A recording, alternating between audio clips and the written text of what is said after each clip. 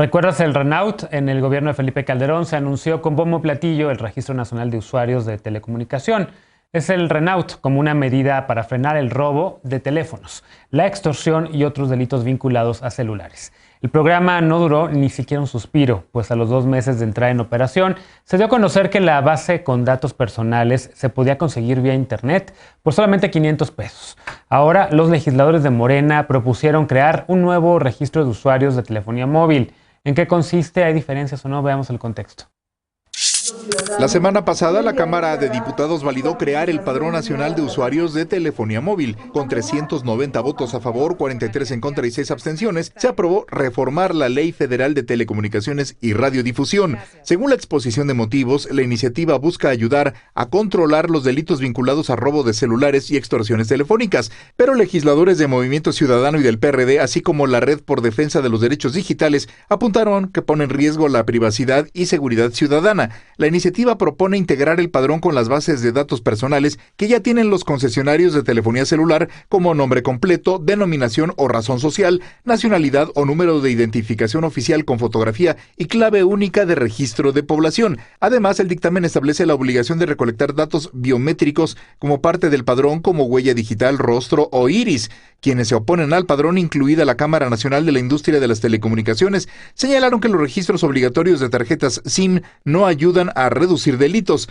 La reforma establece que el padrón será confidencial y reservado en términos de la ley y será operado por el Instituto Federal de Telecomunicaciones. La Red en Defensa de los Derechos Digitales señaló que el padrón representa una reedición del fallido Registro Nacional de Usuarios de Telecomunicaciones, el Renault, creado en 2008 y eliminado en 2011, luego de que su base de datos fue vulnerada y puesta a la venta. El proyecto de dictamen fue enviado al Senado, donde se espera que sea analizado en el próximo periodo ordinario de sesiones. Punto y contrapunto.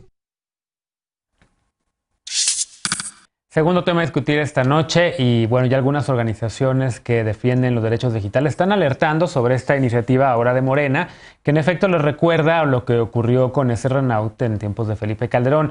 ¿Cómo lo ves? Empiezo ahora contigo, Veloz. ¿Es de verdad algo parecido a ese momento?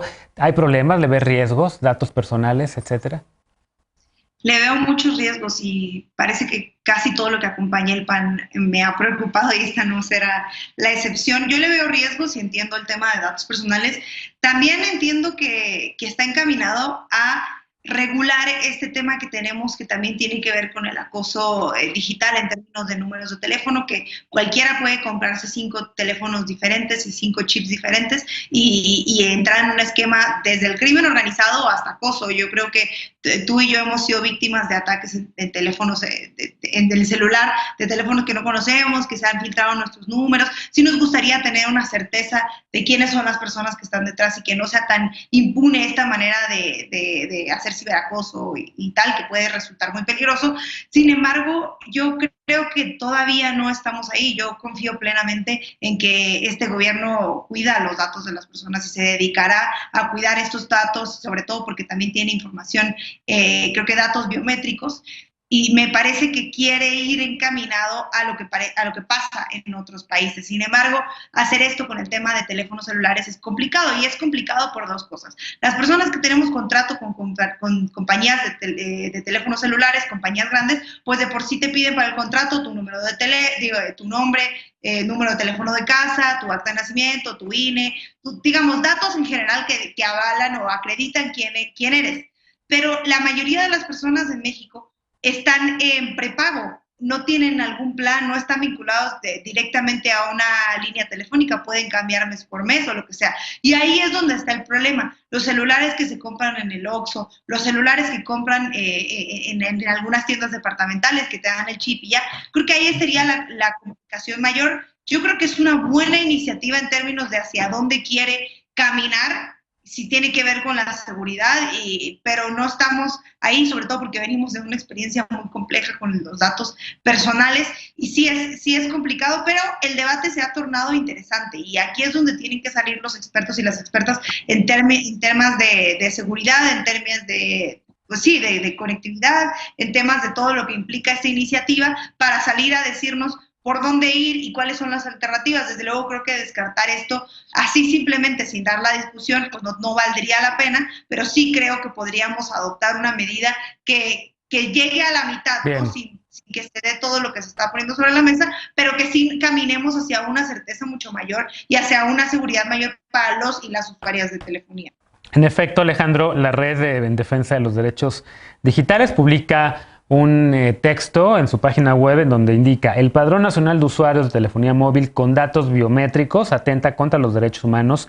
3 bullets rapidísimos: no existe evidencia de que los registros obligatorios de tarjeta SIM ayuden a reducir delitos como extorsión. 2. El padrón es una medida fácilmente eludible, atenta contra la presunción de inocencia y constituye un gasto irresponsable. Y 3. La inclusión de una base de datos biométricos centralizados puede generar violaciones irreversibles al derecho a la privacidad. ¿Cómo lo ves? Oye, rapidísimo, no, es una fe de ratas, es Clara Luz Flores en Nuevo León, me confundí. Sí. Antes de que me mandes a la paparrucha. No, bueno, fíjate cómo han cambiado las coordenadas del debate. Yo me acuerdo en la década de los 90 que de niños utilizábamos estos mamotretos que eran las secciones blancas con el nombre, la dirección, el número telefónico de los teléfonos fijos, de las líneas fijas de todo el país, incluso para hacer bromas telefónicas, etcétera. Y ahora la privacidad ha cobrado una mucho mayor relevancia, y en épocas digitales más aún, porque no solamente involucran datos personales, sino también, o dentro de estos, datos biométricos. Y yo creo que hemos observado en las últimas semanas una tendencia perniciosa de estar legislando al vapor sin consultar a las instituciones afectadas. Ya lo vimos con el tema de los dólares y el Banco de México, y ahora con esto, pues también habría que abrir, antes de decir ahí va el agua, pues abrir un debate amplio en donde se viertan posiciones expertas, sectores interesados, operadores del sistema. Finalmente, quien tiene la soberanía para tomar la decisión será el Congreso, pero sí se antoja, sí se extraña un proceso en donde se legisle con base en evidencia y no solamente a manotazos. Porque además lo que está pasando es que después reculan, saltan entonces organizaciones de la sociedad civil, saltan las instituciones afectadas, y entonces se reinicia el proceso y se corre hasta el siguiente periodo legislativo. Por ejemplo, a mí no me queda claro por qué sería el IFT quien tendría que regular o operar esto, cuando no es un tema de regulación de telecomunicaciones, sino más bien tendiente a la seguridad.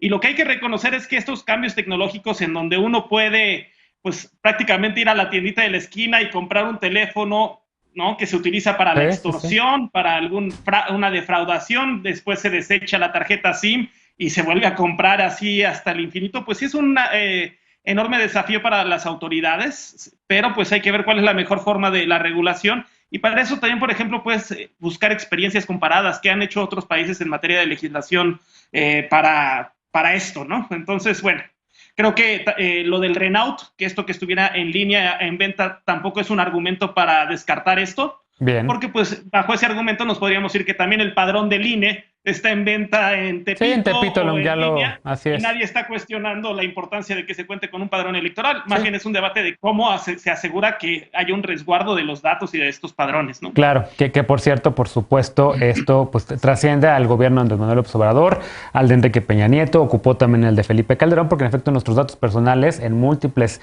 Denise Merker lo ha mostrado en varias ocasiones, cómo está disponible en cualquier mercado, digamos. Oye, y los call centers, o sea, los call centers son dueños de nuestros datos personales, eso bueno, sí es. Los bancos que te llaman todo el tiempo saben tu nombre, Ana, y saben que tienes o no una tarjeta de ellos, o te dicen que como si tuvieras una tarjeta de ellos, y que evidentemente tú es como, ¿por qué tienen mi teléfono? ¿No? Pero bueno, ¿cómo lo ves? Es terrible, Genaro. Yo, en mi caso, saqué hace poco una nueva línea telefónica como tal. Yo no se la di a mi mamá. A las 2 semanas, un banco, justamente como tú mencionas, ya lo tenía. Entonces, para mí fue como, yo me he hablado a mí misma, mi mamá no me ha hablado y el banco ya me estaba hablando. Entonces, el tema del manejo de esta información tan sensible no es una cosa que tengamos que tocar tan a la ligera como escuché con mis compañeros, porque el tema de que lo del Renault no haya funcionado nos tiene que encender las alarmas para decir por qué no funcionó, porque esto no solamente esto es tu teléfono, tiene que tener tus datos biométricos, y el tema, como señalaba Luis Fernando García de la Red de Defensa de Derechos Digitales, puedes cambiar de línea telefónica si quieres, puedes cambiar tu teléfono, puedes cambiar tu chip, pero no puedes cambiar tu cara, tus huellas dactilares y el patrón de tu iris. Entonces, el que se autorice en la Cámara de Diputados el manejo de los datos biométricos es algo que nos tiene que preocupar a todos, y a mí, al contrario, me asusta más que esto esté pasando en tiempos de la Cuarta Transformación, porque no están pretendiendo entrarle al tema de la extorsión desde la manera adecuada contra los delincuentes, sino con esta clase de padrón nacional, cuando el experto Luis Fernando nos dice que entonces los que cometen la extorsión compran SIM de otros países, clonan y duplican las tarjetas SIM que encuentran aquí en el país. Entonces lo que podría hacer es que a ti te registran en este padrón que quieres crear y después al ratito van a llegar a tu casa e intentar pues sacarte de tu domicilio y llevarte a la cárcel, porque van a decir que desde como se clonaron tus tarjetas SIM, Juanito Felipe García ha estado haciendo 20 llamadas de extorsión cuando en realidad no fuiste tú. Entonces creo que es algo bastante grave. A mí me intranquiliza, entiendo que quizá la intención sea buena, pero no de la manera en la que lo están haciendo. Si en el sexenio de Felipe Calderón con el Renault ya salió mal, es porque entonces quiere decir que puede volver a salir mal. Y si a esto le ponen lo de los datos biométricos, discúlpenme, pero que Martín por favor me vaya poniendo en su próxima lista de clientas, porque yo me voy a amparar. Yo no voy a dejar que la cuarta transformación tenga acceso a mis datos biométricos. O sea, todavía falta que esto pase, me parece que al Senado, pero a mí se me hace algo que tenemos que estar cuestionando bastante. Bien. Si viajaste al exterior, ya lo tiene el gobierno. O sea, con... ¿De qué manera? ¿Cómo? Sí. Pues sí, te piden para viajar al exterior las huellas digitales, los biométricos en los puestos de salida Sí, y de entrada al sobre país. todo en los de Estados Unidos, ¿no? Cuando entras a Estados Unidos. Sí, no creo que la Secretaría de Relaciones Exteriores vaya a vender estos datos. O sea, todavía más se logra un poco Bueno, más. gobernaciones, Sinami. Bueno, claro, para el pasaporte que por cierto de la administración de Peña Nieto hubo ahí un problema que dejó el ex canciller José Antonio Meade, que en efecto se vulneró la seguridad de las personas que en efecto íbamos a sacar un pasaporte, tomaban nuestra fotografía, dejábamos huellas y de repente cambiaron de empresa de un día a otro, ¿no?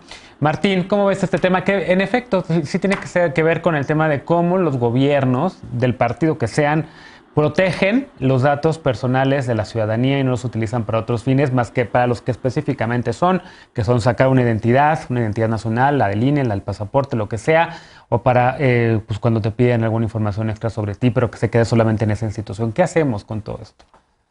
No, yo me acuerdo de una portada de The Economist donde decía que el nuevo petróleo eran los datos. O sea, sí. Ahorita, obviamente, de 20 años para acá, pues los datos tienen un valor inmenso. Y aparte, regular tecnología, ¿no? Con motivos de seguridad es muy complejo, porque la tecnología siempre va 5 pasos adelantado. Lo interesante es que esta iniciativa sale de la Secretaría de Seguridad Ciudadana. Eso es un punto muy... O sea, ahí se fragua, ahí se construye. Entonces eso pues creo que puede ser un poco problemático. Lo segundo es, están solamente obligando a los concesionarios nacionales.